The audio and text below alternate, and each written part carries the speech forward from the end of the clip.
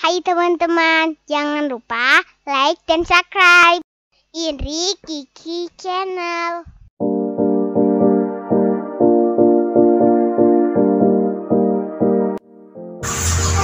Assalamualaikum warahmatullahi wabarakatuh. Perkenalkan, nama saya Wajihan Kholidazia. Saya dari kelas 9F. Nama saya Yudhokta Nadia. Nama saya Zabila Zahra. Nama saya Anissa Dwi Syahrani.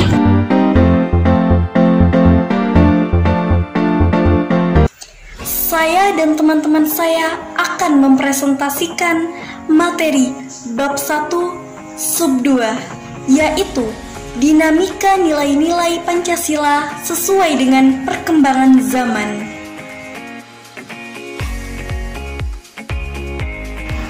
Hakikat ideologi terbuka.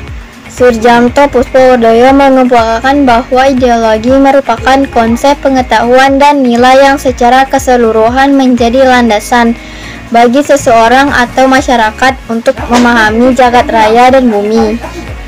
Mulyarto mengemukakan bahwa ideologi adalah sejumlah doktrin, kepercayaan, dan simbol-simbol sekelompok masyarakat atau satu bangsa yang menjadi pegangan dan pedoman kerja atau perjuangan untuk mencapai tujuan masyarakat atau bangsa.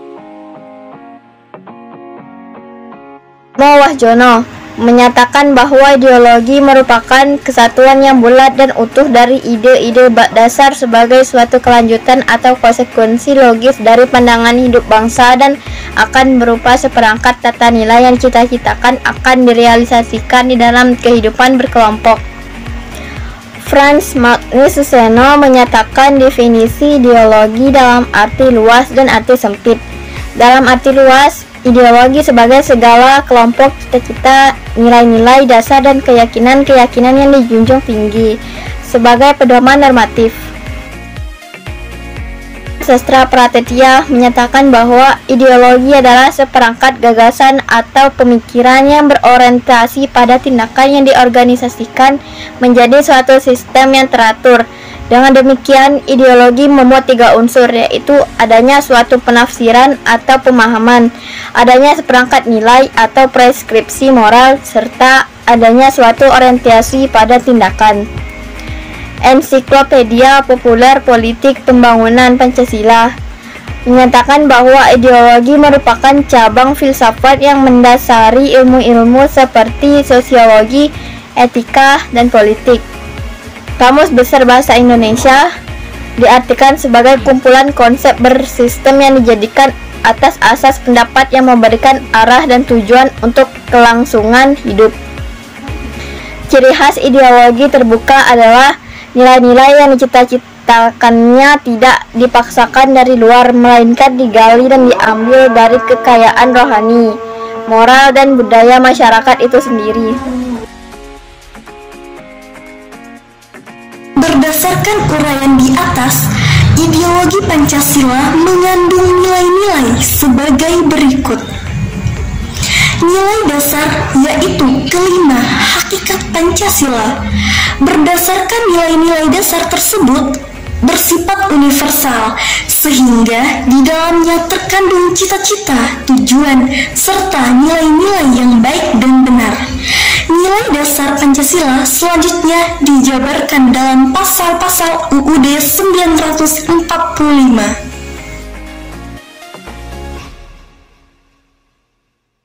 Yang kedua, kedudukan Pancasila sebagai ideologi terbuka.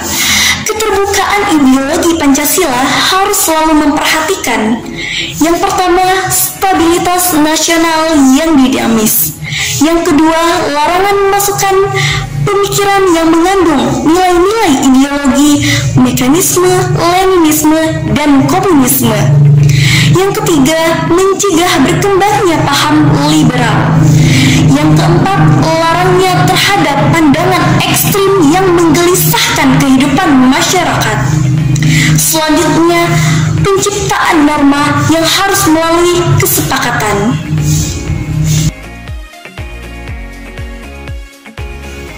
Adapun perwujudan nilai dasar Pancasila Pancasila sebagai ideologi terbuka tersebut adalah sebagai berikut. Yang pertama, nilai ketuhanan dalam Pancasila sebagai ideologi terbuka merupakan bentuk hubungan warga negara Indonesia sebagai insan pribadi atau makhluk individu dengan Tuhan Yang Maha Esa. Bangsa Indonesia sebagai bangsa yang religius atau bangsa yang beragama memiliki keyakinan dan kepercayaan terhadap adanya Tuhan Yang Maha Esa. Yang kedua, nilai kemanusiaan dalam Pancasila harus dijalin sikap kekeluargaan dan tolong-menolong antar sesama manusia, antar golongan maupun antar bangsa.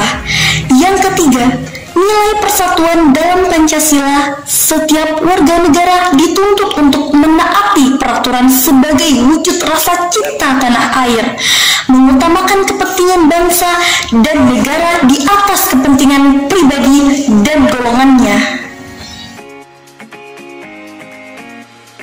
Keempat, nilai kerakyatan dalam Pancasila. Setiap warga negara memiliki hak dan kewajiban untuk ikut serta dalam pemerintahan. Kelima, nilai keadilan Pancasila. Setiap warga negara dituntut untuk meningkatkan taraf hidupnya yang lebih baik dengan berusaha bekerja keras, menerapkan pola hidup sederhana, berlaku adil, serta menghargai karya orang lain.